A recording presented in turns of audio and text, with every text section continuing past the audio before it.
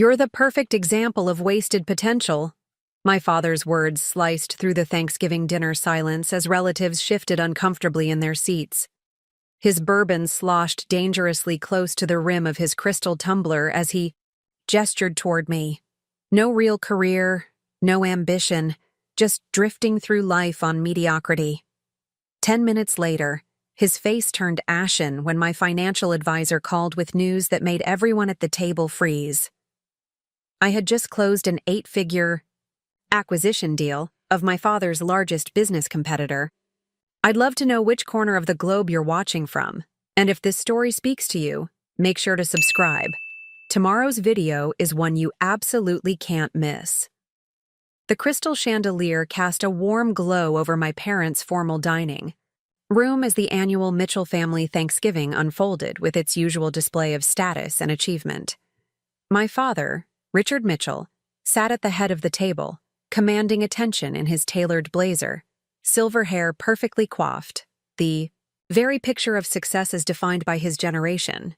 Surrounding him were my siblings with their impressive titles, my brother the surgeon, my sister the federal prosecutor, and their equally accomplished spouses. And then there was me, Olivia Mitchell, seated at the far end in what had become my designated spot over the years, physically and metaphorically as far from my father's approval as possible. "The gravy is delicious, Mom," I said, attempting to steer the conversation away from my brother Derek's lengthy description of his recent medical conference keynote. "Thank you, dear," my mother replied with a tight smile that didn't quite reach her eyes. Martha Mitchell had perfected the art of keeping peace at family gatherings, though her methods typically involved allowing my father's opinions to dominate. "So, Olivia?" My father's voice cut through the clink of silverware. "Still working at that little gift shop downtown?" The way he said little made it sound like a terminal illness. "Yes, I help Nina manage Heartfelt Creations," I answered evenly, taking a sip of water. "We've actually expanded to retail," he interrupted with a dismissive wave. "Selling trinkets? To tourists.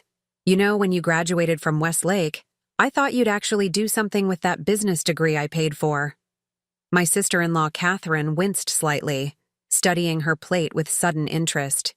Even after 15 years of Mitchell family dinners, she hadn't grown immune to my father's pointed critiques. "Richard," my mother cautioned softly, "it's Thanksgiving.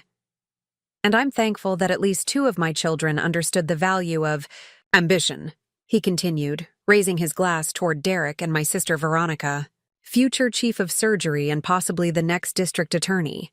Now that's something to be proud of. I maintained my practiced smile, the one I'd perfected over years of these gatherings. At 35, I should have been immune to his disappointment. But something about returning to this house always made me feel 16 again. When my business project had placed second in the state competition, and he'd only asked why it wasn't first.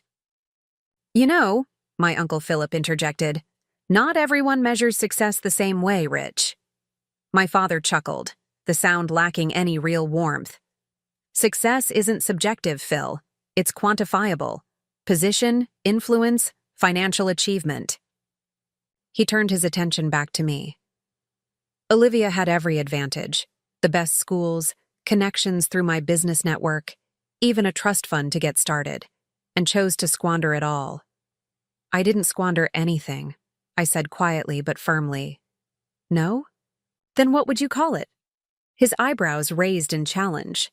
35 years old, helping run someone else's small-town shop, living in that modest apartment, driving a car that's 10 years old now?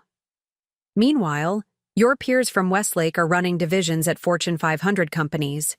Across the table, my sister Veronica shifted uncomfortably.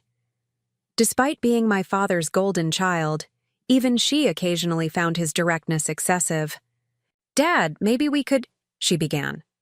"No, I think it's important to be honest," he continued. "Olivia, you're the perfect example of wasted potential. I've built Mitchell Financial Group from nothing into one of the top investment firms in the Northeast. Your siblings understood the value of aiming high, but you—" He took another sip of bourbon. You've chosen mediocrity at every turn." The dining room fell silent.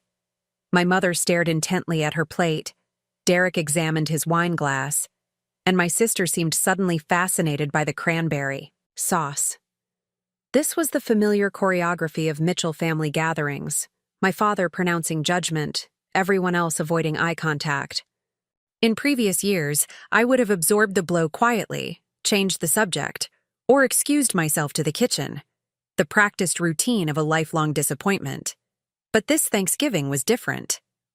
My phone vibrated in my pocket. I glanced at the screen and felt a surge of something between vindication and apprehension. The text from Eliza, my financial advisor, was brief. "Harrison Capital accepted the offer. Deal closes Monday. Congratulations." For 7 years, I had maintained separate worlds: Olivia Mitchell, the unambitious daughter who helped manage a gift shop, and O.E. Mitchell, the reclusive founder of Phoenix Investments, a private equity firm that had systematically acquired undervalued companies in the financial services sector. My father had no idea that the mysterious competitor steadily purchasing regional investment firms similar to his own was actually his disappointing daughter. The irony wasn't lost on me. While Richard Mitchell belittled my life choices over holiday dinners, I had been building a financial empire that now operated in 12 states. My modest apartment was actually the entire top floor of the building I owned. The gift shop I helped manage was one of 17 businesses in my diversified portfolio, chosen because its flexible hours allowed me to run my actual business empire without scrutiny. As I looked at my father continuing his monologue about achievement and legacy, I contemplated the choice before me. I could maintain my cover, continue building Phoenix Investments behind the scenes, and perhaps one day reveal everything when the timing was perfect. Or I could end the charade right now, at this Thanksgiving table, where he had just declared me the family disappointment in front of everyone I loved. My phone buzzed again. Eliza was calling, probably with additional details about the Harrison Capital acquisition. My biggest move yet, and one that would make Phoenix Investments a direct competitor to my father's Mitchell Financial Group in 3 key markets. "Excuse me," I said, rising from the table. "I need to take this." My father frowned. "Really, Olivia? In the middle of Thanksgiving dinner?" "I'm sorry, but it's important." I moved toward the doorway, then paused, turning back to face the table. "Actually, I think everyone might find this interesting." I answered the call from the speaker. "Eliza, I'm here with my family. Could you repeat what you just texted me?" My father's expression shifted from irritation to confusion as Eliza's professional voice filled the dining room. "Of course, Ms. Mitchell. I wanted to confirm that Harrison Capital has accepted your acquisition offer. The final price is $42.7 million, with closing set for Monday morning. The board voted unanimously in favor. Congratulations.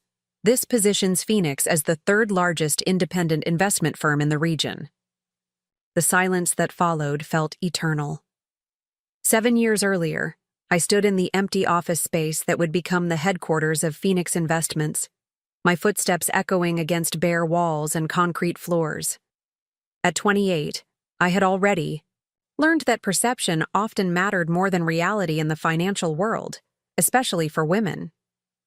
"Ms. Mitchell, the contractor needs your signature on these renovation plans," said Eliza Reyes, then my only employee and now my most trusted advisor. Fresh out of business school with a sharp mind for numbers and strategy, she was the first person who believed in my vision. "Thanks," I replied, scanning the documents. "And please, it's Olivia, or just Liv." "Actually," Eliza hesitated, "I've been thinking about that. In all the paperwork and business filings, you've used O.E. Mitchell. Maybe we should maintain that professionally." I raised an eyebrow. "Any particular reason?" "Honestly, gender bias is real in finance. Initial communications, pitch decks, investment proposals. If they only see O.E. Mitchell, They'll judge the ideas first before making assumptions. Her expression was apologetic but firm. Later, when we've established credibility, your identity won't matter as much. I gazed out the dusty windows overlooking downtown Lake Ridge, the mid-sized city where I'd chosen to build my business, far enough from my father's sphere of influence in Boston, but close enough to understand the regional market. My father's words from my college graduation party echoed in my mind. Finance is a man's world, Olivia. You don't have the killer instinct for it. O.E. Mitchell. It is, I decided. Let's give them time to judge the business on its merits. That decision, made for practical reasons in an empty office, had evolved into something far more complex over the years. What began as a professional strategy had become a dual identity that permeated every aspect of my life. By day, I built Phoenix Investments with relentless determination. We started small, acquiring distressed local financial advisory firms, implementing modernized systems, and expanding their client bases before either selling at a profit or absorbing them into our growing network. I developed a reputation for having an uncanny ability to identify undervalued businesses with growth potential. But to my family and childhood acquaintances, I remained Olivia, who helped out at Heartfelt Creations, a gift shop owned by my college roommate Nina. The position provided the perfect cover, flexible hours, a plausible explanation for my comfortable but not extravagant lifestyle, and a reason why I couldn't always attend family functions or answer calls immediately. Nina was one of only 3 people who knew the truth. You know, most secret identities involve being a superhero, not an investment banker, she joked one evening as she locked up the shop while I finalized acquisition paperwork in the back office. Investment banker by day, retail associate by night, not exactly comic book material, I replied, signing the documents that would add another financial planning firm to Phoenix's portfolio. Why maintain the charade, though? Nina asked, not for the first time. Your business is legitimate and successful. Your father should be proud, not... She trailed off. Not constantly disappointed? I finished her thought. It's complicated. At first, it was practical. I used my trust fund as seed money, and I didn't want him interfering or taking credit. Then as Phoenix grew, proving him wrong became... I searched for the right word. Important? Nina suggested. Necessary, I corrected. I needed to succeed completely on my own terms, without his connections, without his name opening doors. And part of me wanted to reveal everything at the perfect moment. Nina shook her head. The perfect moment has a way of never arriving, Liv. She was right, of course. Each year, I had envisioned different scenarios for revealing my success, perhaps when Phoenix acquired its first company valued over $10 million, or when our assets under management reached $100 million, or when we expanded into a 5th state. But with each achievement, I moved the goalpost, telling myself the revelation would be more satisfying if I waited just a little longer. A lot of love and effort went into bringing this story to life. If you're enjoying it, we'd be so grateful if you'd subscribe to our channel. Now, back to where we left off. Meanwhile, family gatherings grew increasingly difficult. My father's comments about my lack of ambition evolved from concerned to dismissive to outright derisive. My siblings, thriving in their prestigious careers, didn't actively participate in his criticism, but did little to deflect it. My mother's once protective interventions had faded into resigned silence. Only my Uncle Philip, my father's younger brother who had chosen academia over finance, seemed to sense there was more to my story. You seem awfully content for someone supposedly wasting her potential, he observed quietly during a family 4th of July picnic the previous year. I had merely smiled and changed the subject. The dual identity became most challenging during periodic industry events where both Phoenix Investments and Mitchell Financial Group might be represented. I developed elaborate systems to maintain separation. sending team members to conferences I couldn't attend, wearing understated but effective disguises when necessary, and creating a corporate culture at Phoenix that valued privacy. My employees understood that O.E. Mitchell preferred to remain behind the scenes, a preference that aligned with our company philosophy of substance over flash. The quarterly projections are ready for your review. Eliza's voice pulled me back to the present, 6 months before that fateful Thanksgiving. We were in Phoenix's now elegant headquarters, expanded to occupy 3 floors of the building I had purchased outright the previous year. Thanks, I said, taking the folder. And the Harrison Capital analysis? Complete. Eliza handed me a second, thicker folder. They're undervalued by approximately 30% based on our metrics. Their client retention is excellent, but their technology infrastructure is outdated, and their marketing is virtually non-existent. With our systems and approach, we could increase profitability by 40% within 18 months. I nodded, scanning the executive summary. And their market position? They're direct competitors with Mitchell Financial in 3 key metropolitan areas, Eliza said carefully. She was one of the few people who knew Richard Mitchell was my father. This acquisition would put us in direct competition with your father's firm. I looked up from the report, my decision already made. Prepare an offer.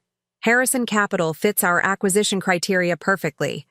The fact that it positions us against Mitchell Financial is— I paused, considering my words. An interesting coincidence. Eliza gave me a knowing look but nodded professionally. I'll have the paperwork ready by tomorrow. As she left my office, I turned to the window, gazing out at the city skyline, now visible from our top-floor location. Phoenix Investments had grown beyond my initial ambitions, currently managing over $850 million in assets with a team of 73 employees across 5 offices. We were no longer small or under the GE radar. Business publications had begun speculating about the reclusive founder of the rapidly growing firm. The Harrison acquisition would change everything, not just in terms of market position, but also in maintaining my carefully constructed dual identity. At some point, the worlds would collide. Perhaps it was time to control when and how that happened, rather than waiting for circumstances to force my hand. I picked up my phone and texted Nina. Need to reschedule my shifts next week. Big acquisition in the works. Her reply came quickly. No problem. When are you finally going to tell your family? I stared at her message for a long moment before responding. Soon. I think it's finally time. Little did I know that soon would arrive at Thanksgiving dinner, prompted by one too many remarks about wasted potential and disappointment. The first time I truly understood my father was during my sophomore year of college. I had come home for winter break, buzzing with excitement about my business economics project that had earned the highest grade in the class. Professor Jenkins had even suggested I submit it to a national competition. Dad, do you have a minute? I asked, finding him in his home office, the sanctum where Mitchell Financial Group had begun 20 years earlier. The room still maintained its original mahogany paneling and leather furniture, a deliberate reminder of his humble beginnings, even as the company now occupied 3 floors of a downtown Boston high-rise. Richard Mitchell glanced up from his computer, his reading glasses perched on the end of his nose. Make it quick, Olivia. I'm reviewing quarterly projections. I placed my project on his desk, a comprehensive analysis of emerging investment trends in sustainable energy. I thought you might want to see this. Professor Jenkins said it was the most insightful analysis he'd seen from an undergraduate. My father flipped through the pages with cursory interest. Sustainable energy? That's a bleeding heart fantasy. Market, not serious investing. The data suggests otherwise, I countered, pointing to my projections. Early-stage investment in these technologies shows potential returns of— Olivia, he interrupted, pushing the papers back toward me. These academic exercises are fine for classroom grades, but real financial success requires focusing on established markets, not chasing trends.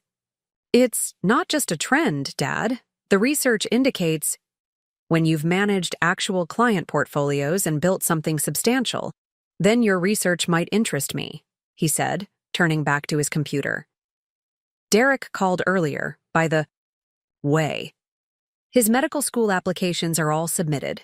Harvard, Johns Hopkins, Stanford. That boy understands how to set himself up for success.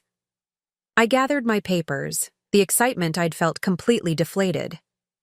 Right. Well, I won't keep you from your projections. That evening, I overheard him on the phone with a colleague. Thomas is joining Morgan Stanley after graduation. Top of his class, just like his father. My daughter? Olivia's still finding her way. More interested in theoretical markets than real business. No, I'm not concerned. Women often take longer to develop that killer instinct, if they ever do. Something crystallized for me that night. My father didn't just doubt my abilities. He fundamentally couldn't conceive of me succeeding in his world. The financial sector, his arena, was for men like him, men like Thomas, men with that mythical killer instinct he found so lacking in me. 3 years later, after graduating, with honors and completing a prestigious internship at Goldman Sachs, which my father dismissed as probably filling some diversity quota, I made a decision that would shape the next 7 years of my life. I'm thinking of opening a small business with Nina, I told my parents over dinner, deliberately vague about the nature of this venture. Retail? My father barely looked up from cutting his steak.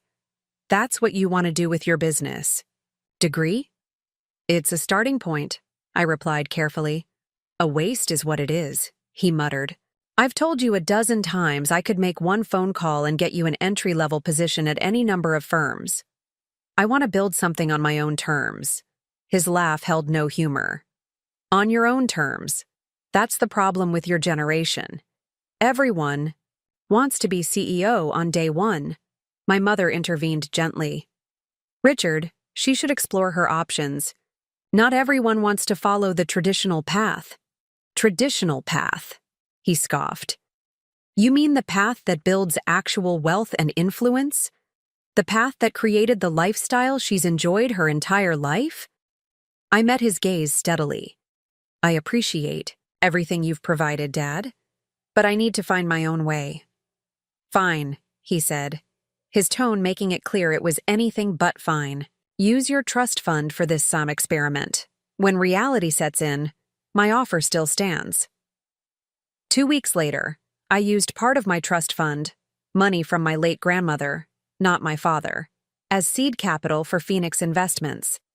The modest gift, shop cover story emerged organically when Nina actually did open Heartfelt Creations and needed help with the business plan. Our arrangement benefited us both.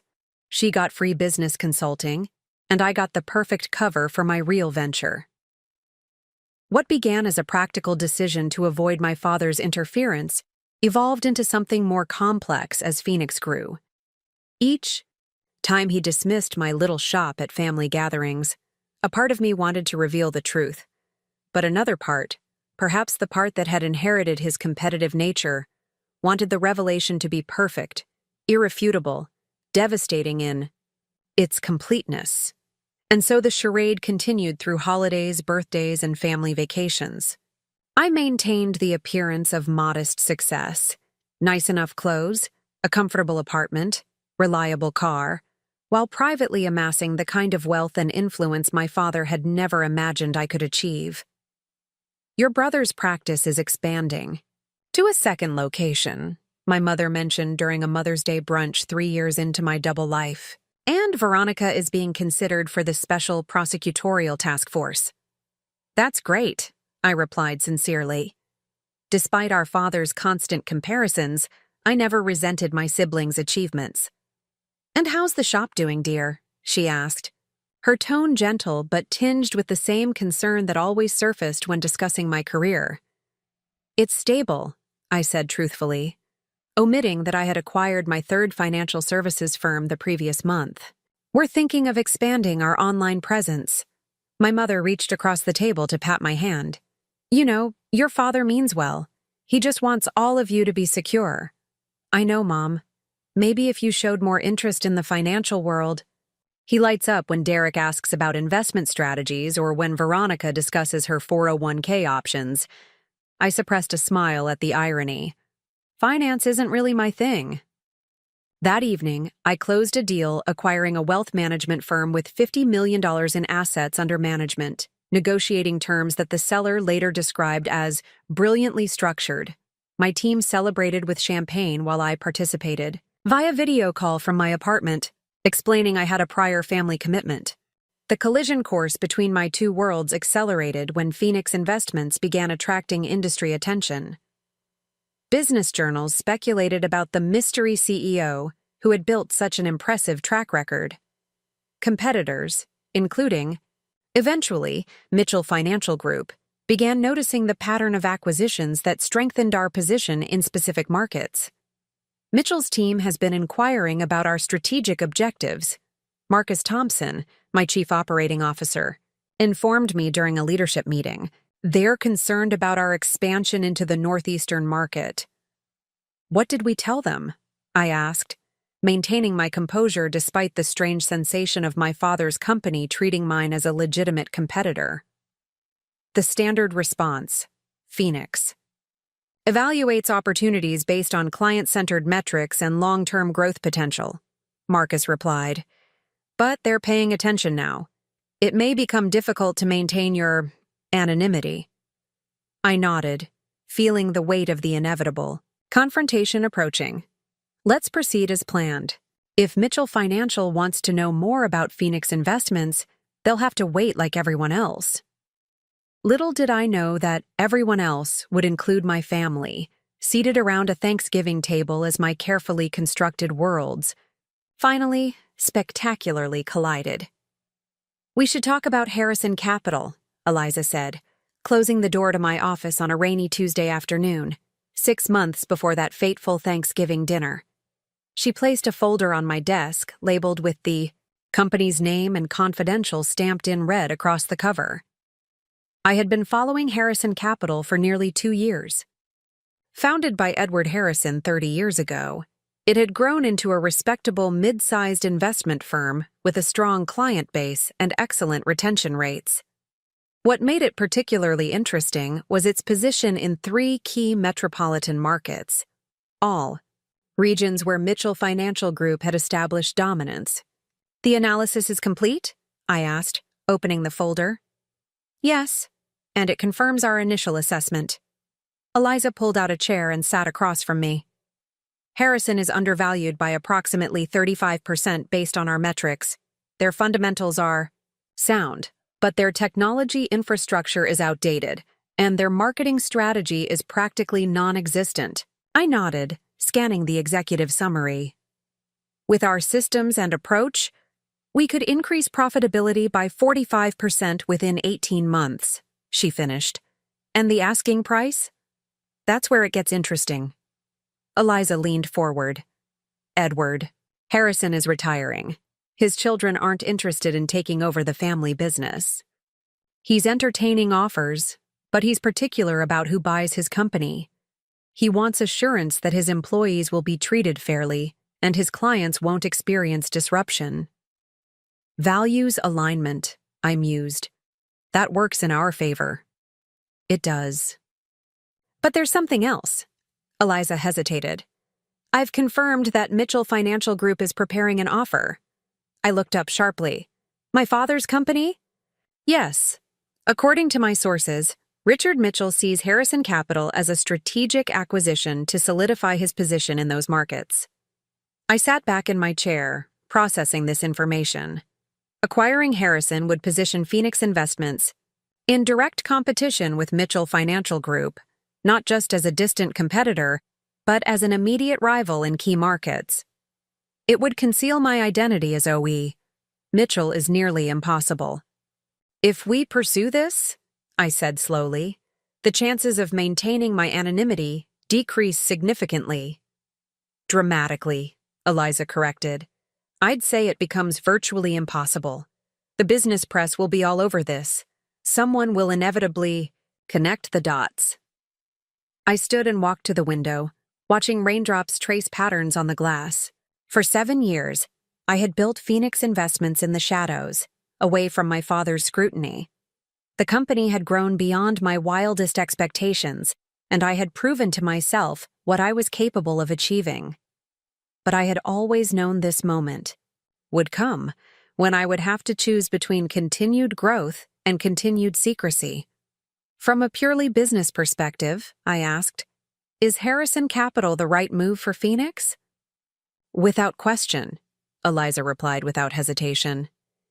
It accelerates our 5-year plan by at least 18 months. The synergies are perfect, the cultural fit is strong, and the financial metrics are compelling. I turned back to face her. And if we factor in the personal complications? Eliza's expression softened slightly, though she maintained her professional demeanor. Liv, I've worked with you since day one. I've watched you build this company with extraordinary skill, while simultaneously maintaining this elaborate cover story for your family. You've proven everything you needed to prove. Have I? Yes. Phoenix Investments is successful by any measure. The question now isn't about proving your abilities, it's about how much longer you want to live this double life. Her words struck home. The dual identity had taken its toll over the years. The constant vigilance, the careful compartmentalization, the missed family events due to business commitments I couldn't explain. It had all created a strange isolation. I had achieved professional success beyond what my father thought possible, but at the cost of authentic connections with the people who should have been closest to me. What would you do? I asked. Professionally? I'd acquire Harrison Capital without hesitation. Personally? She paused. I think it's time O.E. Mitchell stepped out of the shadows. I nodded slowly, returning to my desk and picking up the Harrison Capital file. Prepare an offer. Let's make it compelling enough that Edward Harrison won't be tempted by my father's company. And the personal implications? I took a deep breath. I'll deal with those when the time comes. Over the next 4 months, we worked tirelessly on the Harrison Capital acquisition. Our initial offer was strong, but was met with a counter from Mitchell Financial Group, as expected. The bidding process intensified, with each side making adjustments to their proposals.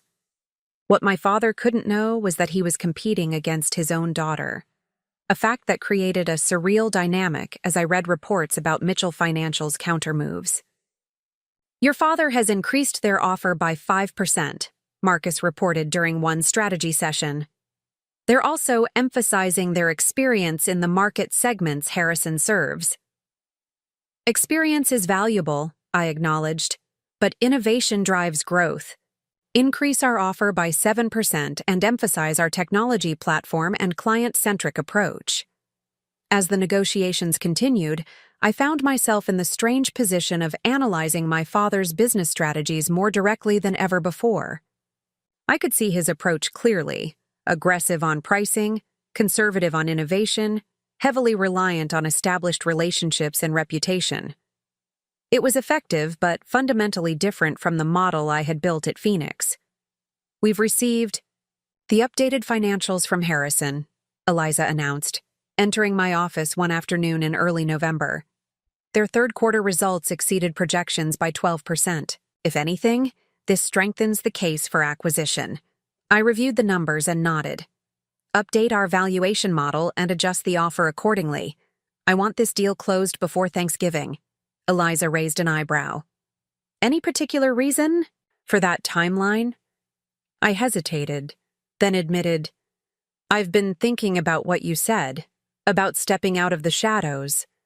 Maybe it's time my family learns what I've been building all these years. Are you planning to tell them at Thanksgiving dinner? She asked, surprised. I haven't decided exactly how or when, I replied. But finalizing the Harrison acquisition creates a natural moment for revelation. The business press will cover it extensively. Phoenix Investments acquiring a competitor to Mitchell Financial Group makes for a compelling story. And when they inevitably discover that O.E. Mitchell is actually Olivia Mitchell, daughter of Richard Mitchell. Eliza let the implication hang in the air.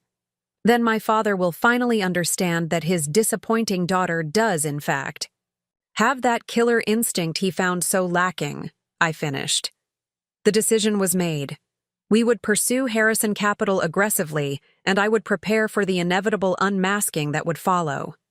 7 years of separate identities would culminate in a moment of truth that would forever change my relationship with my family, especially my father.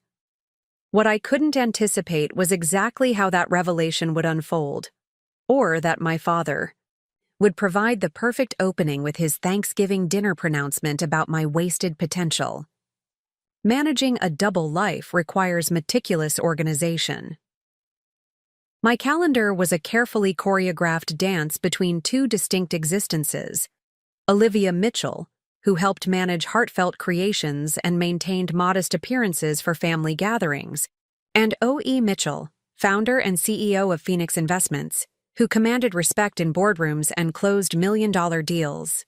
Your mother called again, Nina informed me one Tuesday morning as I worked on acquisition projections in the back office of her gift shop. She wants to know if you're coming to Derek's award dinner on Thursday. I checked my other calendar, the real one, and sighed. I have a video conference with potential investors at 7. There's no way to reschedule. Nina leaned against the door frame, arms crossed. You know, this juggling act gets more complicated every year.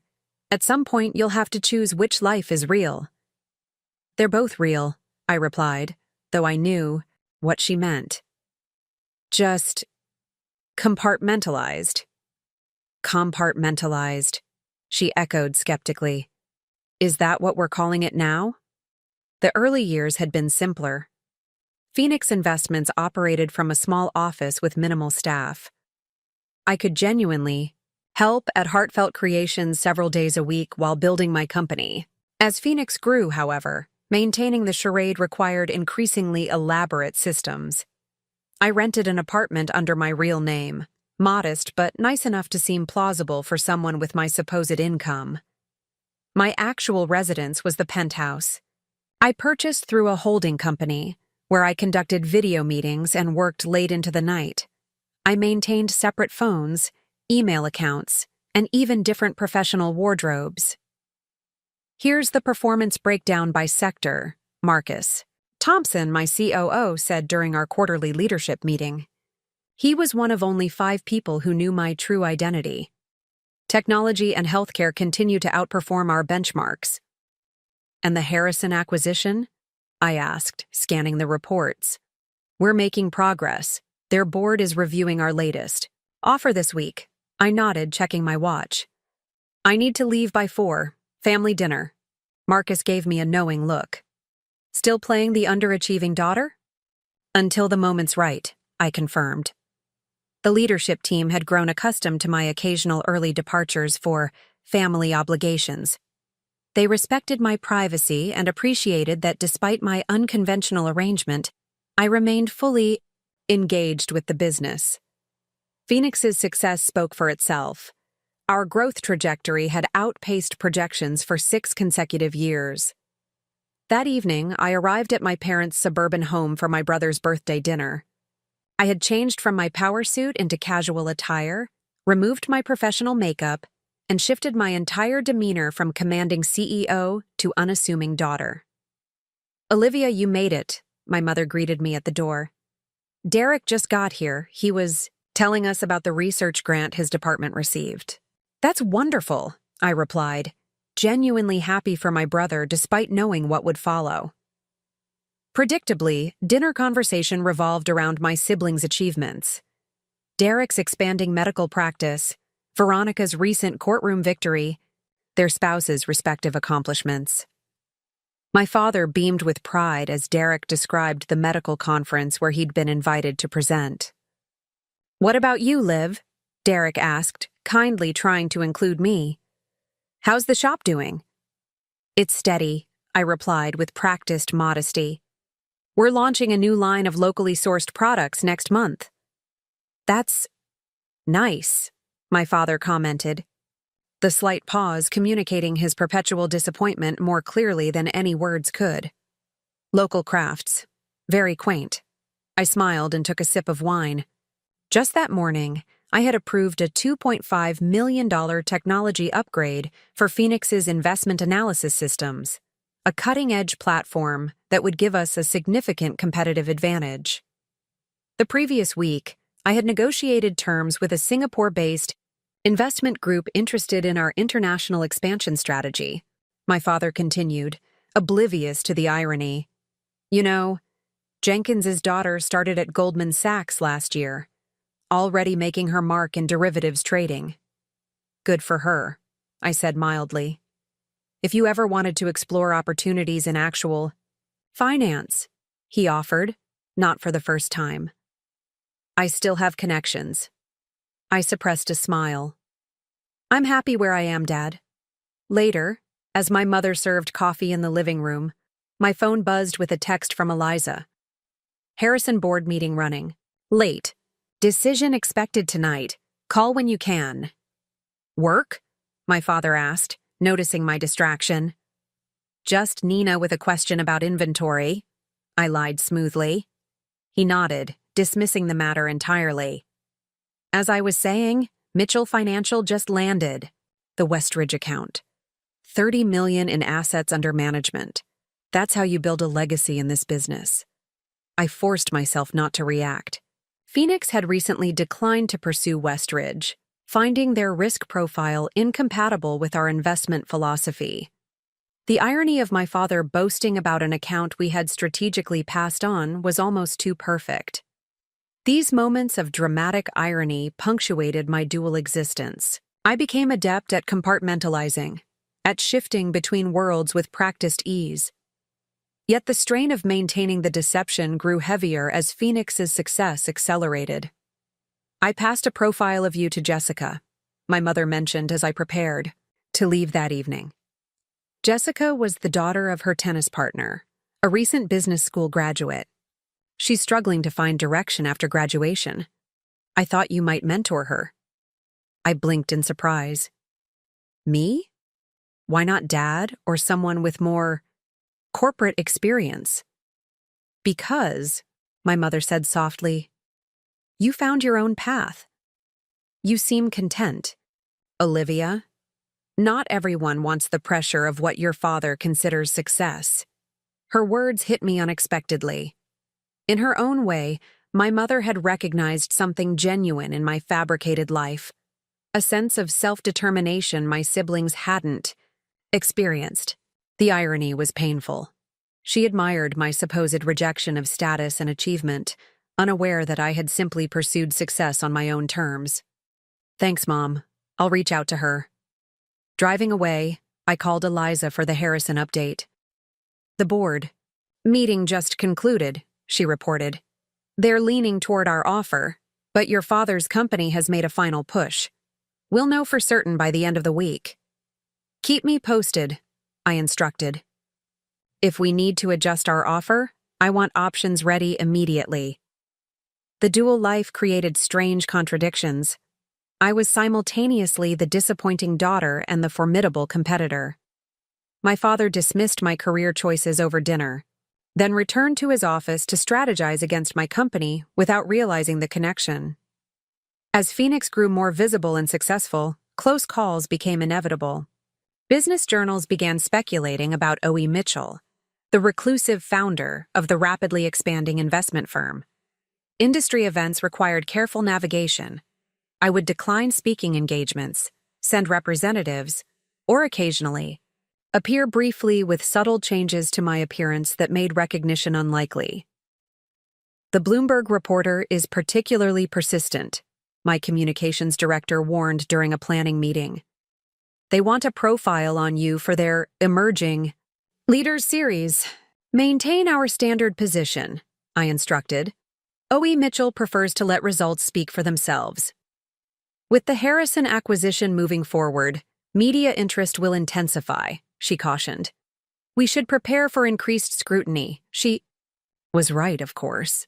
The elaborate construction of my dual identity was reaching its inevitable tipping point. Phoenix investments had grown too significant to remain in the shadows. and the Harrison acquisition would thrust us directly into the spotlight.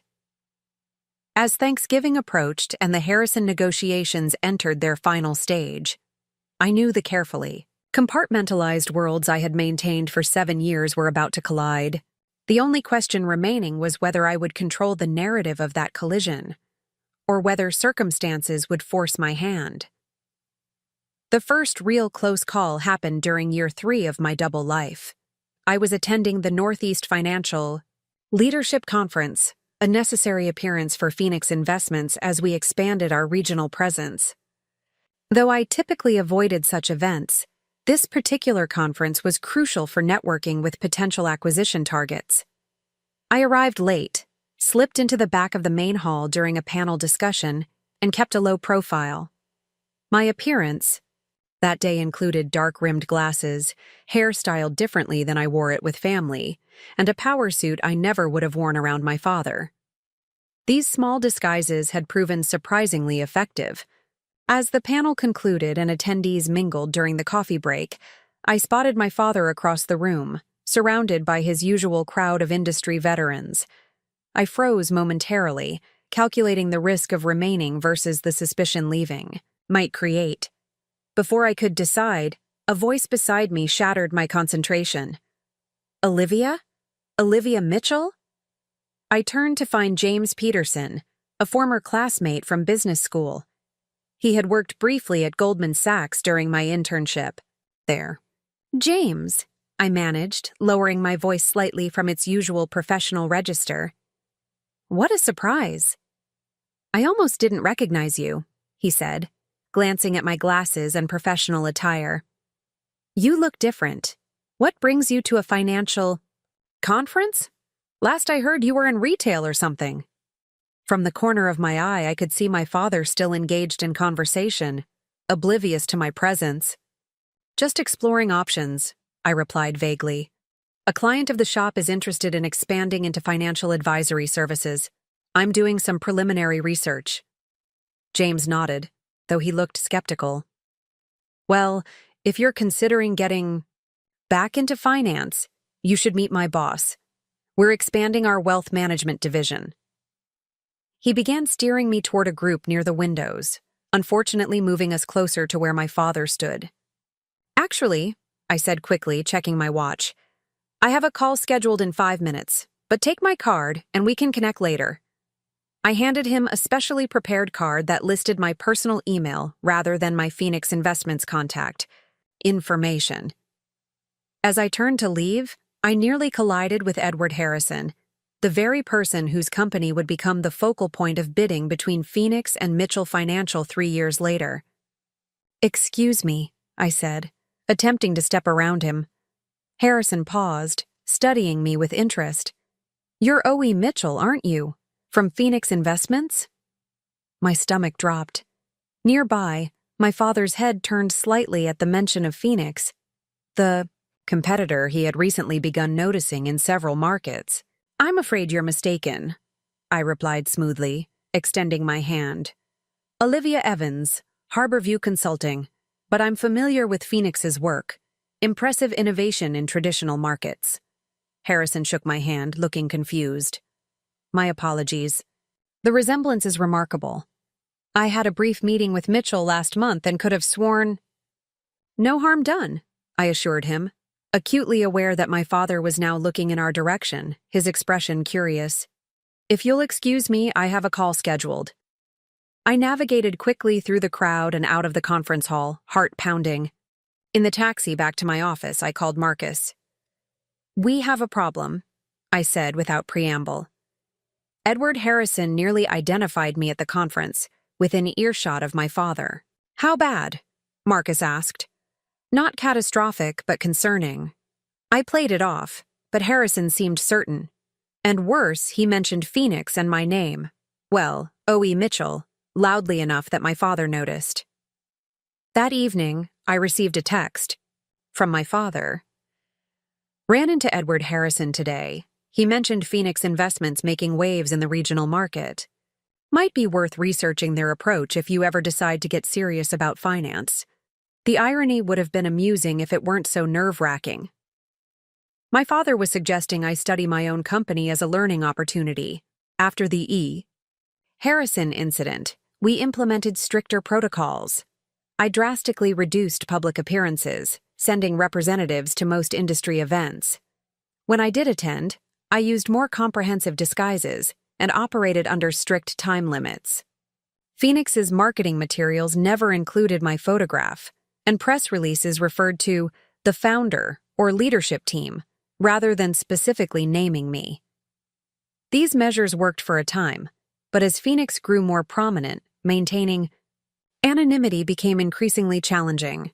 4 years into my double life, an industry publication named Phoenix Investments one of the top 10 financial innovators to watch and requested an interview with the founder.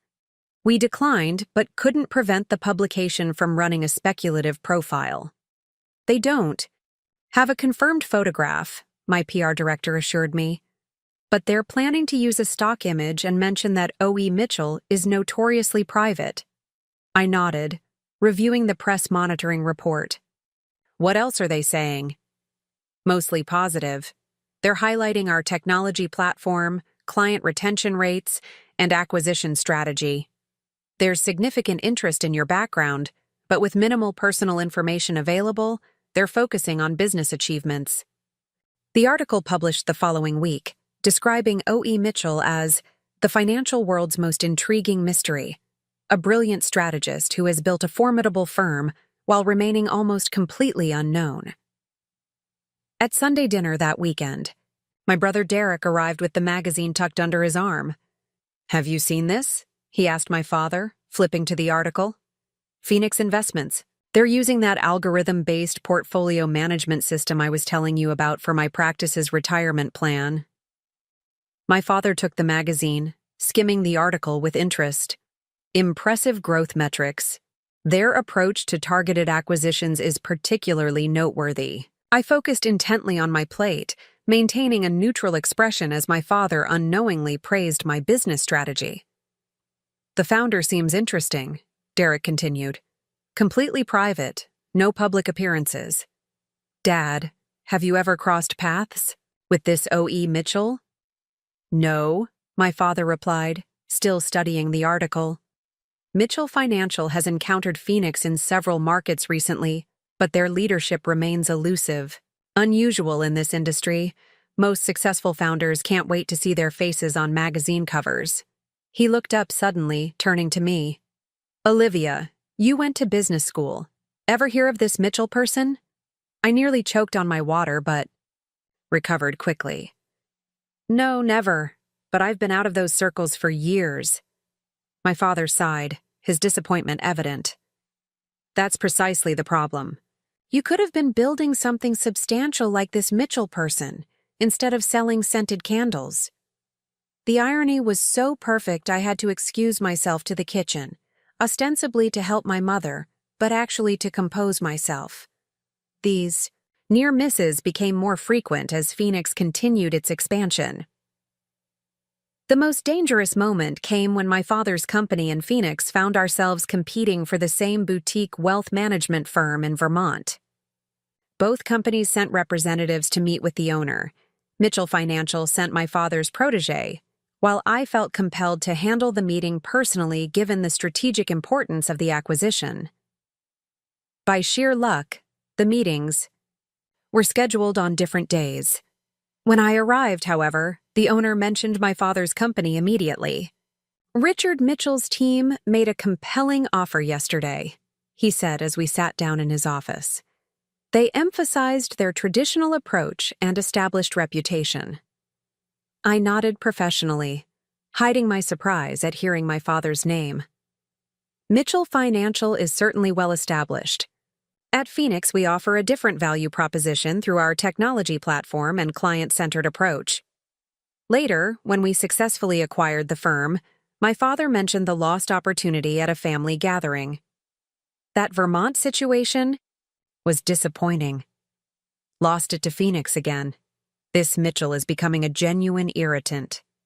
If only he knew that the genuine irritant was sitting across the dinner table, passing him the mashed potatoes. as Phoenix continued growing and winning. Against my father's company with increasing frequency, I sensed his frustration building. Mitchell Financial had dominated its markets for decades before this mysterious competitor began systematically challenging their position. What would happen when he discovered that his own daughter, the disappointment of the family, was the architect of his competitive challenges? That question would soon be answered as the Harrison Capital acquisition moved toward its conclusion. Mitchell Financial has increased their offer by another 4%, Eliza reported, entering my office with a concerned expression 3 weeks before Thanksgiving. That's their third adjustment. Your father is pulling out all the stops to win Harrison. I studied the updated figures on the tablet she handed me. The bidding war for Harrison Capital had intensified beyond our initial projections. What had begun as a straightforward acquisition opportunity had evolved into something more personal, at least from my father's perspective. He's offering well above market value now, I observed. This isn't just strategic for him anymore. No, Eliza agreed. According to our sources, Richard Mitchell has taken personal control of the negotiation. Apparently, he told his board that beating Phoenix on this deal is a matter of principle. I couldn't help but smile at the irony. A matter of principle? Interesting choice of words. There's more, Eliza continued. Harrison mentioned to our acquisition team that your father specifically referenced O.E. Mitchell during their last meeting. Said something about teaching this upstart a lesson about respecting established industry leaders. The surge of competitive spirit I felt surprised me. For years, I had maintained my dual identity partly out of necessity, partly out of a desire to prove myself without my father's shadow. But now, as his company and mine directly competed for the same acquisition target, something shifted. This wasn't just about proving my capabilities anymore. It was about winning on the very playing field he had always insisted I couldn't compete. Increase our offer by 5%, I decided, and emphasize our technology integration plan and employee retention guarantees. Harrison cares about his legacy and his people. That matters more to him than squeezing out the last dollar. We're already offering a premium, Eliza cautioned. Another 5% pushes the boundaries of what our financial models justify. The synergies with our existing portfolio make it worthwhile, I countered. And strategically, Harrison gives us precisely the market position we need to accelerate our 5-year plan. What I didn't articulate was the personal satisfaction I would feel winning this acquisition against my father. A satisfaction I wasn't entirely proud of, but couldn't deny. Eliza studied me carefully. This isn't just business for you anymore either, is it? I met her gaze evenly. It's always been both personal and professional, Eliza. From the day I started Phoenix. She nodded slowly. I'll prepare the revised offer. As the Harrison negotiations intensified, maintaining my dual identity became increasingly difficult. The financial press was following the bidding war with growing interest, Phoenix and Mitchell. Financial had emerged as the final contenders for what was being described as a pivotal acquisition that could reshape regional investment services. My phone rang during dinner with my parents the following week. Seeing Eliza's name, I excused myself to take the call in the hallway. Harrison's board is meeting tomorrow morning, she said without preamble. Final decision expected by noon. Your father's team submitted what they're calling their best and final offer this afternoon. Have we confirmed the details? Yes. It's aggressive, but still focused on financial terms rather than operational integration or client experience. So, typical of Mitchell Financial, I said, forgetting momentarily that I was in my parents' home. All price, no vision. Mitchell Financial? My father's voice came from behind me. I turned to find him standing in the doorway, his expression curious. Are you discussing my company, Olivia? I recovered quickly. Just something I overheard? At the shop today, a client was talking about investment firms. He raised an eyebrow. And you have opinions on investment strategy now? Just repeating what I heard. I said with a practiced smile. I should take this call. Work issue with inventory. His skepticism was evident, but he returned to the dining room while I finished my conversation with Eliza, instructing her to submit our final offer with enhanced terms for client transition and employee retention. When I returned to the table, my father was discussing the Harrison acquisition with my mother, unaware of my interest in the conversation.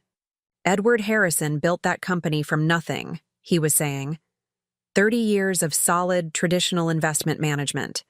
Now he's retiring, and I intend to ensure his legacy continues under the right leadership.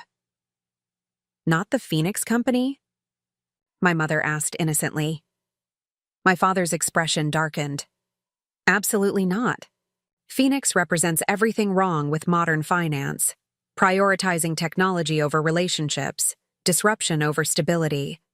Harrison deserves better than having his life's work dismantled by some algorithm-obsessed upstart. I bit my tongue, resisting the urge to defend my company's approach. Phoenix's technology platform was specifically designed to enhance client relationships, not replace them, something my father would know if he bothered to look beyond his biases. You seem very invested in this acquisition, I observed carefully. It's become something of a crusade, he admitted, refilling his wine glass. Mitchell Financial and firms like Harrison built this industry on personal trust and long-term thinking. Companies like Phoenix are trying to reduce everything to data points and quarterly returns. The misconception of my business philosophy was almost painful to hear. Phoenix had the highest client retention rate in the industry precisely because we combined innovative technology with personalized service. Our quarterly returns were excellent, but our focus was unmistakably long-term. Maybe Phoenix has something valuable to offer, I suggested mildly.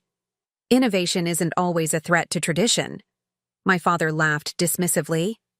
That sounds like something someone with no understanding of the industry would say. No offense, Olivia, but financial services requires expertise you simply haven't developed while selling handcrafted jewelry. I smiled tightly. None taken. Later that night, I called Marcus from my car. I need contingency plans for the Harrison announcement. If we win, the press coverage will be significant. We need to be prepared for my identity to become public. We've been developing scenarios, he confirmed. The PR team has drafted statements explaining your privacy choices in positive terms, emphasizing your focus on results rather than publicity. And if my father's company wins? I asked, though the possibility seemed increasingly unlikely based on our intelligence. Then we pivot immediately to the next acquisition target on our list. The Westlake Group has already indicated interest in preliminary discussions.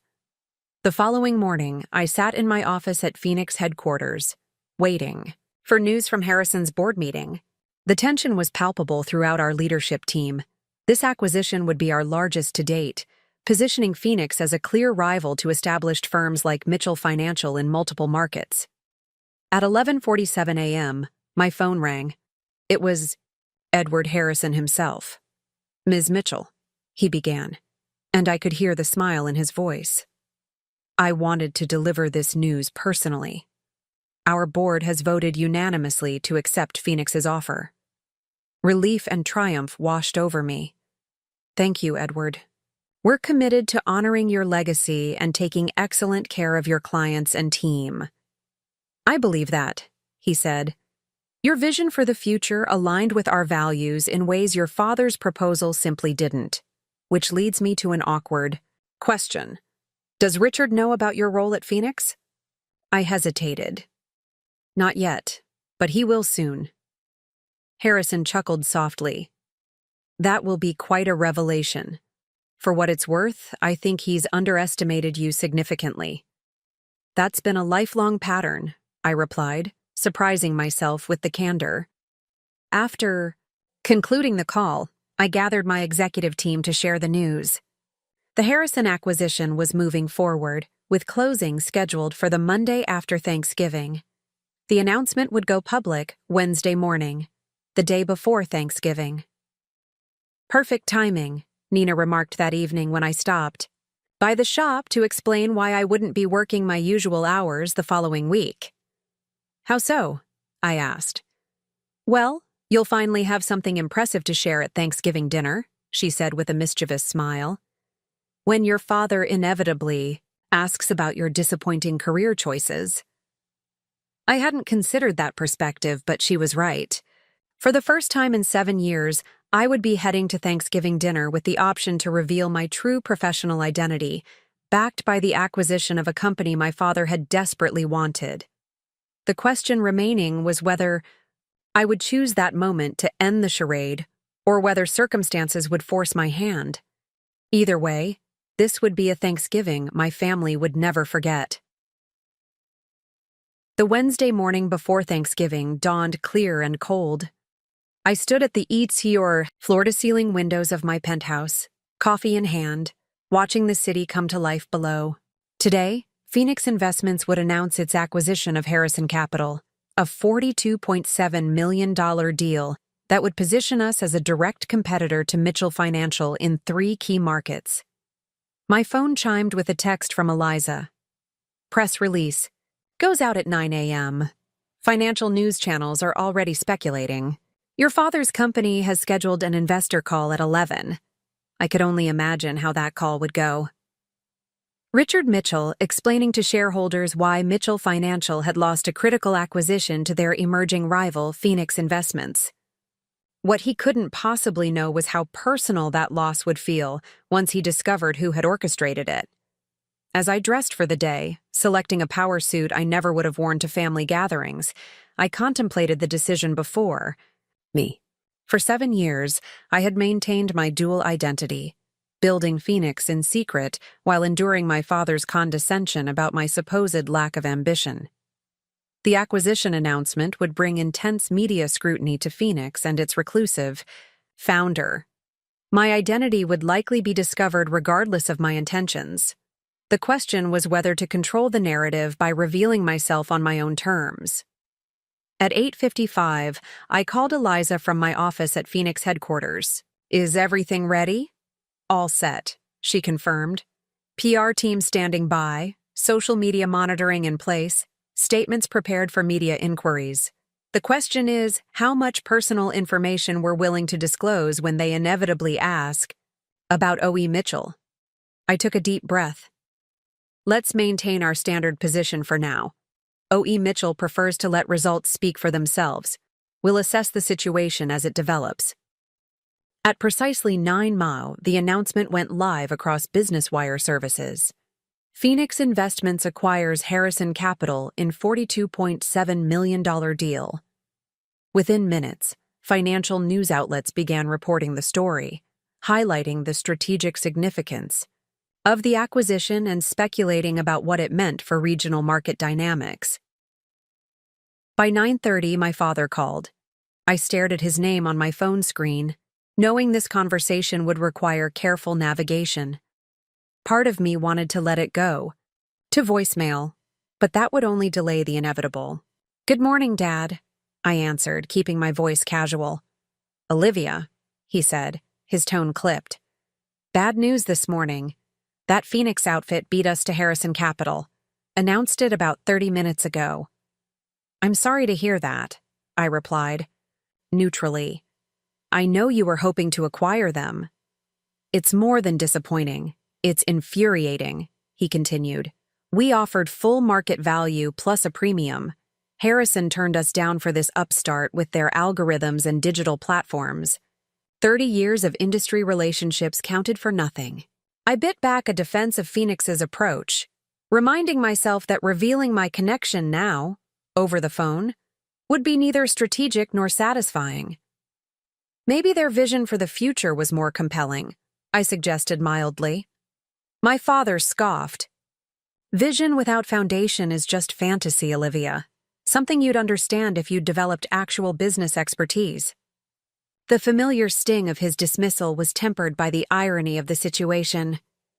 If only he knew he was complaining to the very person who had outmaneuvered him. I'm sure you'll find another acquisition target, I offered.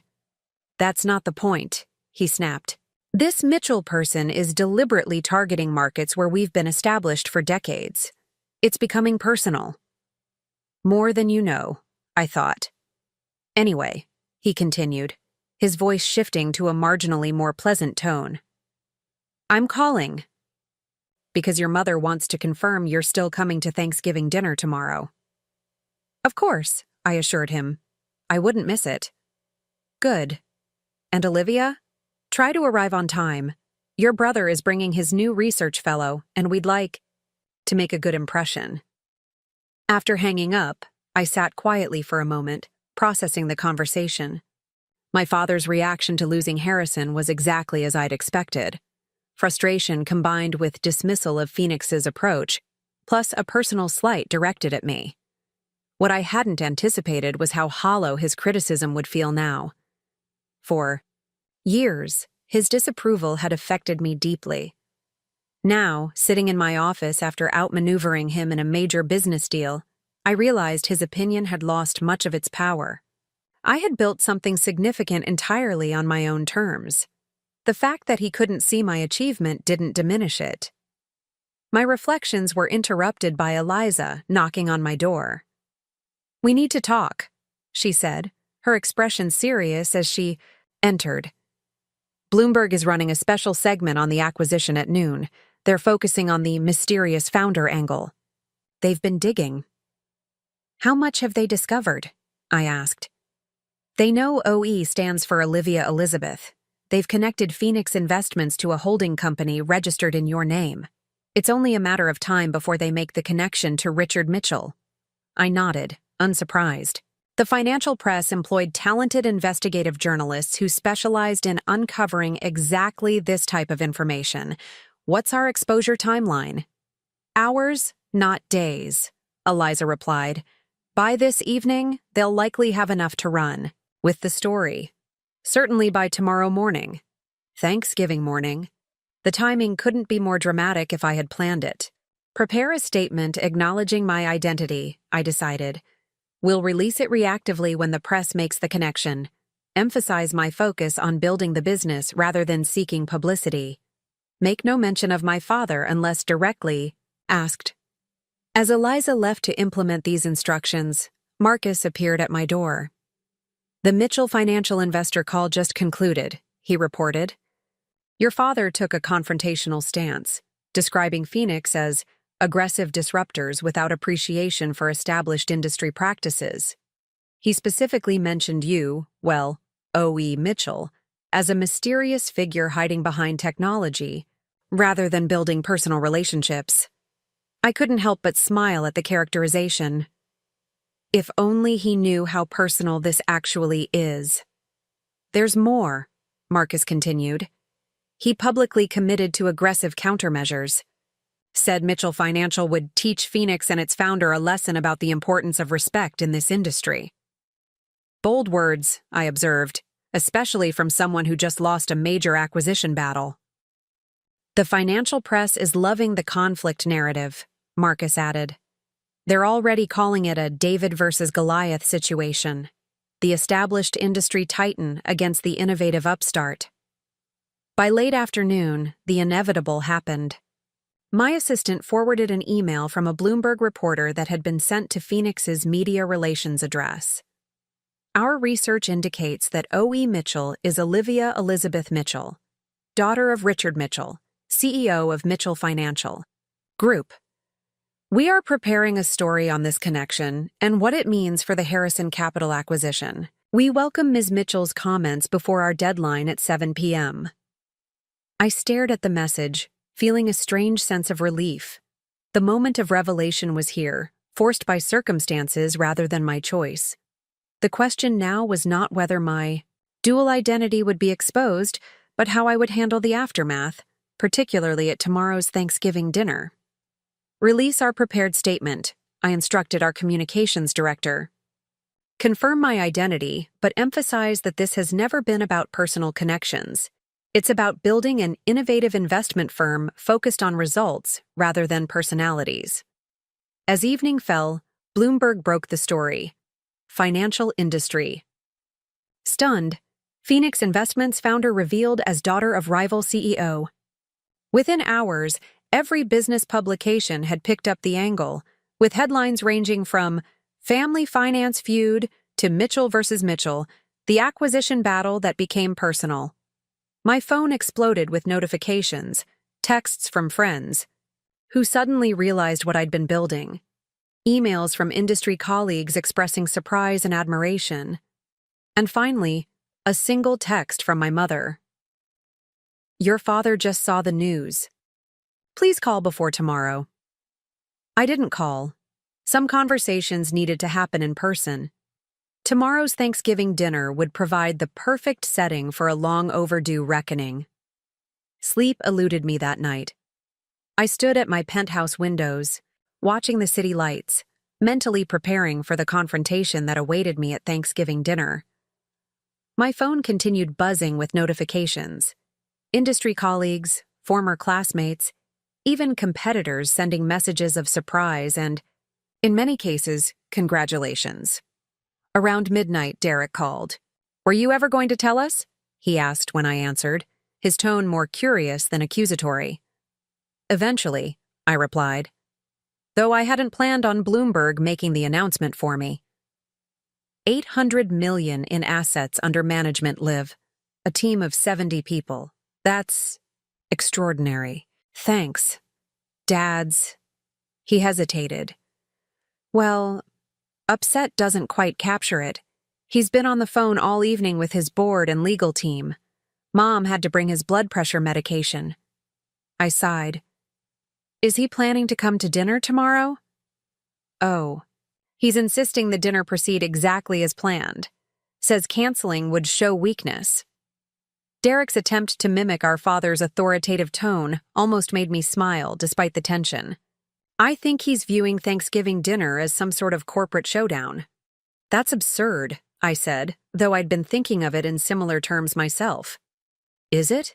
Derek asked. You've been building a competing company in secret for 7 years while letting him believe you were just helping at Nina's shop. I don't even know what that is. It's complicated, I offered, knowing how inadequate the explanation sounded. No kidding. He paused. For what it's worth, I think. It's incredible what you've built. I just wish I'd known my sister was a financial genius all these years, instead of listening to Dad's commentary on your wasted potential. His words touched me. Derek had always been kind, if somewhat absorbed in his own achievements. He'd never been actively dismissive of my supposed career choices, but he hadn't challenged our father's narrative either. I should have told you, I admitted. It just became easier to maintain the separation between my personal and professional lives. The longer it went on, the harder it became to correct, he finished for me.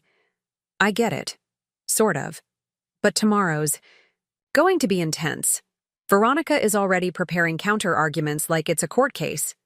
She's taking Dad's side? I asked, unsurprised but still disappointed. Actually, I think she's impressed but processing. You know how she deals with emotional situations, by treating them like legal proceedings.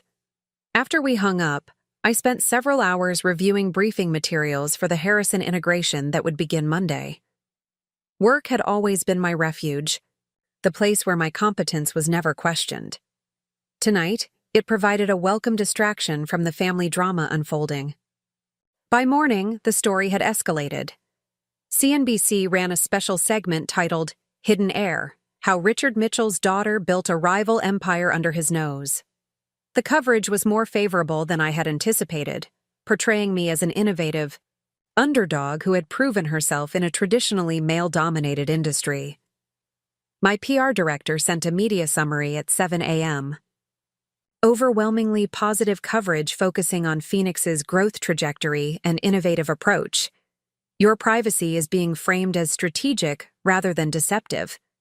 Mitchell Financial's stock opened down 3% in pre-market trading on concerns about leadership and competitive positioning. That last point would particularly irritate my father. Nothing bothered him more than seeing the company's stock price affected by what he would consider media theatrics. I dressed carefully for Thanksgiving dinner, selecting an outfit that balanced professional confidence with family appropriateness, dark, tailored slacks, a silk blouse, and a subtle gold necklace that I often wore to important meetings. No power suit, but nothing that screamed underachieving daughter either. As I drove to my parents' suburban home, calls continued coming in. I let most go to voicemail, but answered when Edward Harrison's name appeared. "I hope I'm not interrupting." "Your holiday," he began. "Not at all," I assured him.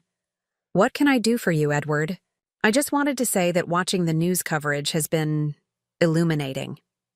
When we accepted Phoenix's offer, we knew we were choosing the right company for Harrison Capital's future. What I didn't fully appreciate was the personal courage behind that company." "Thank you," I said, genuinely touched. "That means a lot coming from you." "Your father called me this morning," he continued, his tone shifting. "He was, shall we say, less than gracious. Suggested I had made the decision based on gender politics rather than business fundamentals." I sighed. "I'm sorry about that. My father has strong opinions about what constitutes legitimate business expertise." "Indeed. I informed him that I chose Phoenix because your technological infrastructure, client retention metrics, and growth strategy were superior, not because of or despite who you are." He seemed unconvinced. "That sounds like my father." "In any case," Harrison continued, "I wanted you to know that I stand firmly behind our decision, and I look forward to watching Phoenix continue to grow under your leadership." The support was heartening, but it also heightened my awareness of what was at stake. This wasn't just a family revelation anymore. It had implications for clients, employees, and the broader industry. How my father and I navigated today would set the tone for the business relationship between Phoenix and Mitchell Financial moving forward. As I pulled into my parents' driveway, I noticed additional cars beyond, the usual family vehicles. My father had apparently invited his chief operating officer and chief legal counsel to Thanksgiving dinner, a clear indication he was viewing this as a business confrontation rather than a family matter. My mother opened the door before I could ring the bell, pulling me into a tight hug. "Oh, Olivia," she whispered. "Why didn't you tell us?" "It's a long story, Mom," I said, returning her embrace. "Is Dad here?" She nodded, releasing me to look at my face. "In his study with Walter and James. He's been there since the news broke last night." Walter and James, his COO and legal counsel, exactly as I'd suspected. Derek and Veronica are in the living room with their spouses. And, well, your father asked me to tell you that Phoenix Investments would be the only topic of conversation at dinner. Did he now? I found myself smiling despite the tension. Well, that's convenient. I have quite a lot to say on the subject. My mother looked worried. "Olivia, please, this is still Thanksgiving dinner. Whatever business disagreements you and your father have—" "This isn't just a business disagreement, Mom," I interrupted gently. "This is about 7 years of being dismissed and underestimated by my own father. 7 years of building something significant while being treated like a disappointment." Her expression softened. "I know. And that's partly my fault, too. I should have challenged his assumptions, more forcefully." She squeezed my arm. "For what it's worth, I'm incredibly proud of what you've accomplished."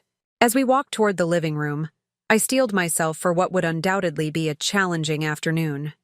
The family dynamics were complicated enough, but with my father bringing his executive team, he had clearly escalated this to a corporate conflict. What he failed to understand was that I had been preparing for this confrontation for 7 years. While he had been dismissing my capabilities, I had been honing them in the most competitive industry possible. If he wanted to treat Thanksgiving dinner like a boardroom showdown, he would quickly discover that his disappointing daughter was more than prepared. Derek and Veronica rose from their seats when I entered the living room. My brother crossed the space to give me a quick hug. "Quite the morning headline," he murmured, his tone equal parts impressed and concerned. Veronica maintained her professional composure, the same expression she wore in courtroom photographs, but I detected a hint of admiration in her eyes. "Your PR team is excellent," she observed. "The narrative framing is masterful." "Thank you," I replied simply, though I'd prefer if the story hadn't broken the night before Thanksgiving. Catherine, Derek's wife, shook her head in amazement. "All these years we thought you were the shop is lovely, but 800 million in assets under management," Veronica's husband Julian finished. It's extraordinary." Despite the tension of the situation, I felt an unexpected sense of validation. For the first time, my family was seeing me clearly, not as the underachieving Mitchell, but as a successful founder and CEO in my own right. "Where's Riley?" I asked, noticing Derek's research fellow was missing. "Dad asked him not to come," Derek explained, looking uncomfortable. "Said it was a family matter now. Yet he invited his executive team," I observed dryly. Derek shrugged apologetically. "You know, Dad, double standards are his specialty." The study door opened, and my father emerged with Walter Chen, his COO, and James Harrington, Mitchell Financial's chief legal counsel. My father's expression was rigid, his posture unnaturally stiff as he crossed the room without acknowledging my presence. "Martha," he addressed my mother with forced calm. "Is dinner ready?" My mother glanced anxiously between us. "Yes, everything's prepared. Shall we move to the dining room?" The procession to the dining room felt almost ceremonial in its formality. My father took his usual place at the head of the table but disrupted the traditional seating arrangement by placing Walter and James on either side of him, positions typically reserved for Derek and Veronica. The message was clear. This was no longer just a family dinner, but a strategic confrontation. I found myself directed to the far end of the table, directly opposite my father. Another strategic placement, maximizing the physical distance between us while positioning me as his adversary. I took my seat without comment, maintaining the composed professional demeanor I had perfected in countless negotiations. My mother, looking increasingly distressed, placed the turkey at the center of the table. "Perhaps we should begin with what we're thankful for this year," she suggested, attempting to restore some semblance of holiday tradition. "An excellent idea," my father agreed, his voice carrying an undercurrent of tension. "I'm thankful for transparency and honesty in both personal and professional relationships. Rare qualities these days, it seems." The barb hung in the air as uncomfortable glances were exchanged around the table. "I'll go next," I said evenly. "I'm thankful for the opportunity to build something meaningful on my own terms, and for finally being able to share that achievement with my family." My father's jaw tightened visibly, but before he could respond, my mother quickly served the turkey, desperately trying to maintain some semblance of normalcy. For several minutes, the only sounds were the clinking of silverware and murmured requests to pass various dishes.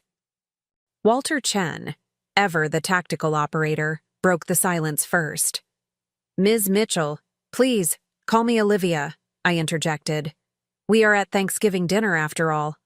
Walter nodded stiffly. "Olivia, then. I must say, Phoenix's technology infrastructure is impressive. Your client dashboard analytics particularly." He paused.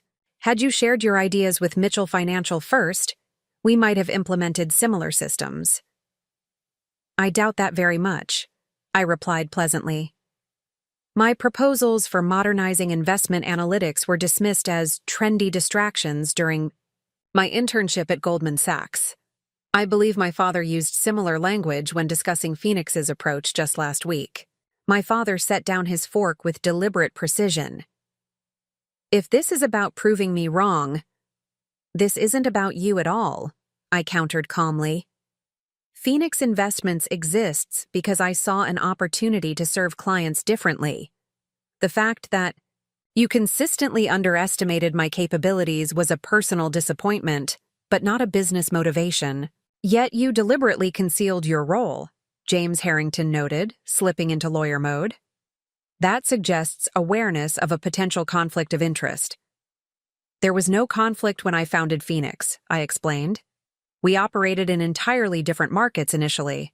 As we expanded and our territories began to overlap, I maintained separation between my personal and professional identities precisely to avoid complications.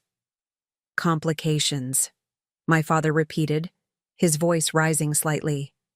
Is that what you call building a competing firm in secret while sitting at this table listening to my business strategies for 7 years?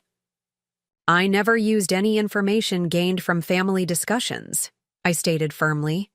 Phoenix's success is based on our innovative approach and execution, not on inside information about Mitchell Financial. And the Harrison acquisition? Walter asked. Eyebrows raised. Coincidence that you targeted a company we were actively pursuing? Not at all, I replied honestly. Harrison represents a strategic opportunity that aligns with Phoenix's growth plans. The fact that Mitchell Financial was also interested simply confirms we both recognized its value. My father's expression darkened. You outbid us deliberately. We made a competitive offer based on our analysis of Harrison's value to Phoenix, I corrected. Edward Harrison chose our proposal because our vision for his company's future was more compelling than yours.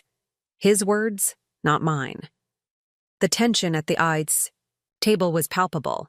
My mother looked increasingly distressed while Derek and Veronica observed the exchange with expressions ranging from concern to fascination. Why maintain the charade, Olivia? Veronica asked, her prosecutorial instincts evident. You could have revealed your success years ago. It was the central question, the one I had asked myself repeatedly over the years. The answer had evolved as Phoenix grew, becoming more complex with each passing year. Initially, it was practical, I explained, choosing my words carefully. I wanted to build something on my own merit, without either the advantage or the burden of the Mitchell name.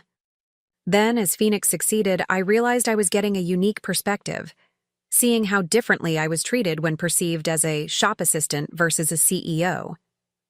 And what did you learn from this experiment? My father asked, his tone scathing. Met his gaze directly. That capability and potential are routinely misjudged based on preconceptions. Those assumptions about someone's intelligence or business acumen often say more about the person making those judgments than about their target. So this was all an elaborate psychology lesson, he scoffed. No, I replied quietly. This was me building something significant while you repeatedly told me I lacked the capacity to do so. The lesson is yours to take or leave. The table fell silent as my words landed. Even Walter and James looked uncomfortable, suddenly aware they were, witnessing something far more personal than a business dispute. My mother squeezed my arm gently, then turned to my father. Richard, she's accomplished something remarkable. Whatever your business differences, surely as her father, you can acknowledge that. All eyes turned to him, waiting for his response. The moment hung suspended between us, an opportunity for reconciliation or for further division. His response would set the stage for everything that followed. My father looked at me for a long moment, his expression unreadable. The entire table waited in tense silence. When he finally spoke, his voice was measured but cold. What you've accomplished is undeniable, he said, each word carefully controlled. Building a successful investment firm requires skill and determination. But the methods you've chosen, he shook his head, reflect a fundamental lack of integrity. I kept my expression neutral despite the sting of his words. Some part of me had hoped, perhaps naively, that his pride in my achievement might outweigh his anger at the deception. You've deliberately misled your family for years, he continued, warming to his theme. You've listened to confidential business discussions at this very table while building a competing enterprise, and you've used the Mitchell name, my name, to open doors while pretending to reject everything it stands for. I've never traded on the Mitchell name, I countered. Phoenix was built entirely on its own merit. Is that so? He raised an eyebrow. Then why maintain the connection at all? Why not use your mother's maiden name if you were so determined to succeed independently? It was a fair question, one I had considered myself when establishing Phoenix. Because I am Mitchell, I replied simply. Denying that would have been just another form of deception. The point wasn't to pretend I wasn't your daughter. It was to prove I could succeed without leveraging that relationship. While simultaneously undermining my company, he added sharply, Phoenix competes with Mitchell Financial in some markets, I acknowledged. But that's business, not personal. Our growth hasn't come at your expense. We've expanded the overall market by reaching clients your traditional approach doesn't serve effectively. My father's expression hardened. You're the perfect example of wasted potential, he said, echoing the criticism he had leveled at me countless times over the years. Not because you lack business acumen, as I incorrectly believed, but because you've squandered the opportunity to build something with integrity. Something worthy of respect. The accusation hung in the air, its impact heightened by the audience around us. Walter and James shifted uncomfortably, while my siblings exchanged concerned glances. My mother looked painfully caught between her husband and daughter. I took a deep breath, maintaining my composure. Respect is earned through achievements, not granted based on appearances, I said, my voice steady. For 7 years, I've built a company that outperforms industry benchmarks, maintains exceptional client satisfaction, and provides fulfilling careers for over 70 people. If that hasn't earned your respect, then perhaps your definition is too narrowly drawn. Achievements built on deception. Built on execution, I interrupted, a rare occurrence at our family table. Phoenix succeeds because we deliver superior results, not because of any connection to you or your company. My father's face flushed slightly at being cut off. He opened his mouth to respond, but my phone rang, cutting through the tension. I glanced at the screen and saw Eliza's name. She wouldn't interrupt Thanksgiving dinner without good reason. Excuse me, I said, rising from the table. I need to take this. Of course you do, my father said sarcastically. Another critical inventory issue at the gift shop, no doubt. I ignored the barb and stepped into the hallway to answer the call. Eliza? What's happening? Sorry to interrupt your dinner, she said, her voice tense. But you need to know, Mitchell Financial just announced a merger with Westlake Group. It's being positioned as a direct counter to our Harrison acquisition. I processed this information quickly. Westlake was a mid-sized investment firm we had considered acquiring before focusing on Harrison. They specialized in high-net-worth clients with a traditional service approach that aligned well with Mitchell Financial's model. When was this arranged? I asked. That's the thing, Eliza replied. According to our sources, your father initiated discussions weeks ago, but accelerated the timeline after our Harrison announcement. They're presenting it as a strategic expansion, but the market is reading it as a defensive move. And it was announced today? On Thanksgiving? 20 minutes ago. They're clearly trying to recapture the news cycle. I thanked her and ended the call, taking a moment to gather my thoughts before returning to the dining room. My father's smug expression confirmed what I already suspected. The timing of the announcement had been deliberate, calculated to undermine our moment in the spotlight and reassert Mitchell Financial's dominance. Trouble at the shop? He asked innocently as I retook my seat.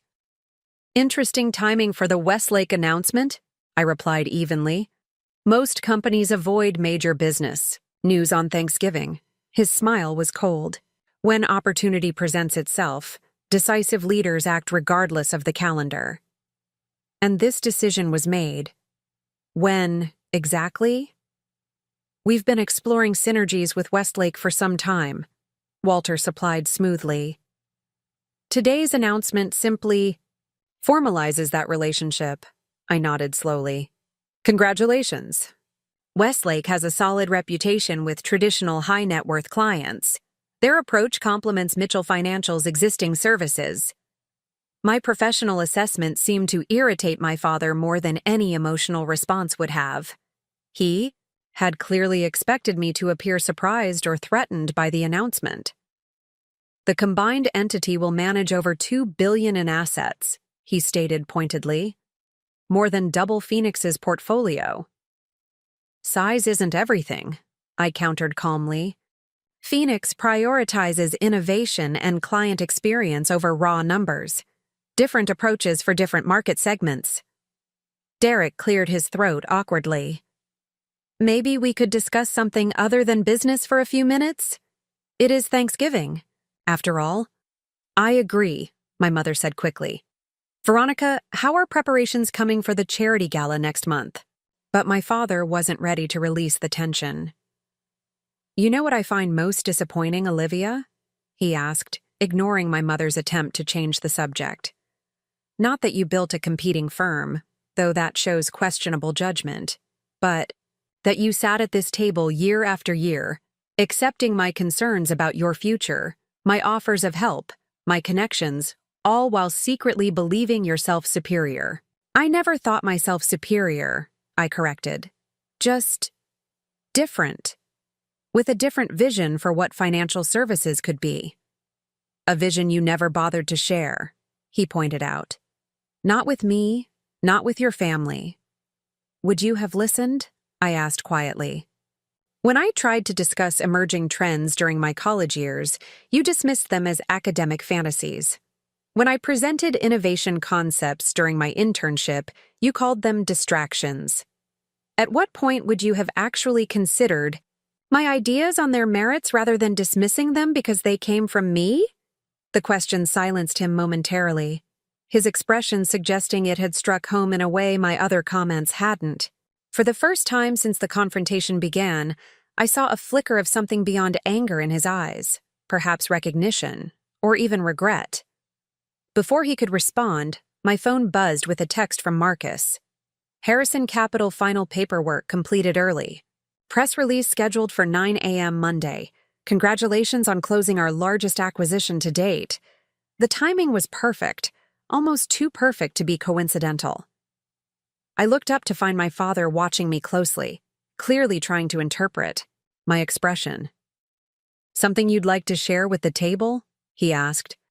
I considered my father's question as I slipped my phone back into my pocket.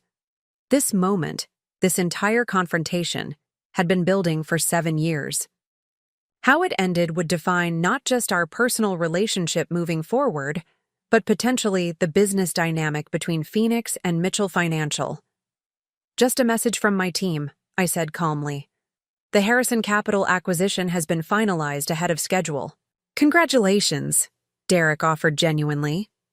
My father's expression remained impassive, though I noticed Walter and James exchange concerned glances. The expedited timeline suggested Phoenix was moving more aggressively than they had anticipated. Thank ye. You? I acknowledged. It's an important milestone for Phoenix. Well, my father said with forced casualness. While we're sharing business updates, I should mention that the Westlake merger positions Mitchell Financial to acquire Continental Trust next quarter. I recognized the name immediately. Continental was a firm Phoenix had been quietly researching as a potential future acquisition target. My father was signaling that he intended to continue competing directly against my company, perhaps even more aggressively now. Continental is an excellent firm, I replied evenly. Their client base would certainly benefit from more innovative service offerings. The subtle dig wasn't lost on him. His jaw tightened momentarily before he replied, They value tradition and stability, qualities that have stood the test of time in our industry. The professional standoff continued through dessert, with pointed comments disguised as casual business observations. My mother made increasingly desperate attempts to steer the conversation toward neutral territory, while my siblings alternated between fascination and discomfort at witnessing this new dynamic between their father and sister. As coffee was served, my father leaned back in his chair, studying me with an expression I couldn't quite read. I have a proposal, he announced abruptly. The table fell silent, all eyes turning toward him. Despite the unconventional circumstances, he continued, carefully, I believe there could be strategic value in collaboration between our firms. Walter looked startled by this unexpected pivot, while James maintained his practiced lawyer's composure. What kind of collaboration are you suggesting? I asked, genuinely curious. A strategic partnership in certain markets. Mitchell Financials. Established client relationships combined with Phoenix's technological infrastructure could create significant competitive advantage. The offer was surprising and undeniably tempting from a purely business perspective. Such a partnership would accelerate Phoenix's growth in traditional markets while enhancing Mitchell Financial's appeal to younger, tech-savvy clients. But I recognized the underlying strategy. If he couldn't beat me, he would try to absorb me. An interesting proposition, I acknowledged, though it would require a fundamental shift in Mitchell Financial's approach to client services. We're open to controlled innovation, Walter interjected, particularly if it enhances client outcomes without disrupting established relationships. I nodded thoughtfully. I appreciate the offer. It deserves careful consideration after the holidays. My father studied me, clearly trying to determine whether my response was genuine or merely diplomatic. Of course, he said finally. Business decisions shouldn't be made hastily or at Thanksgiving dinner. As the meal concluded, the tension that had dominated the evening began to ease slightly. My father's executives departed with carefully worded pleasantries about family time, leaving just the immediate family in the living room. My mother, seizing the opportunity, turned to me with genuine curiosity. I'd love to hear more about Phoenix, Olivia. What made you decide to start your own firm? It was the first time anyone in my family had asked about the company I had built from a place of interest rather than confrontation.